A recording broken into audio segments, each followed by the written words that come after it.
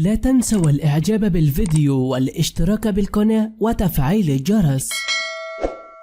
تصريح يهز العالم من ماتيو سياسيلا بعد مباراة الأهلي والشباب. فاز الأهلي على الشباب بثلاثية في الدوري السعودي في مباراة مثيرة. نجح فريق الأهلي في تحقيق الفوز على نظيره الشباب بنتيجة 3-2 خلال المباراة التي جمعت بينهما اليوم ببطولة دوري روشن السعودي. والتقى الأهلي مع الشباب على أرضه ملعب مدينة الملك عبدالله الرياضية الجوهرة المشعة في خضم مواجهات الجولة 14 لبطولة الدوري السعودي. وتقدم إيفان توني الأهلي بالهدف الأول في الدقيقة الأولى من المباراة بعد عرضية رائعة من رياض محرز قابلها توني برأسية مرت داخل المرمى، وسجل جابراهيم فييجا الهدف الثاني للأهلي في الدقيقة 13 بعد تمريرة من فورمانيو جعلت فييجا منفردا بالمرمى، ثم سدد الكرة وسكن الشباك وأحرز سعد بالعبيد الهدف الثالث للأهلي في الدقيقة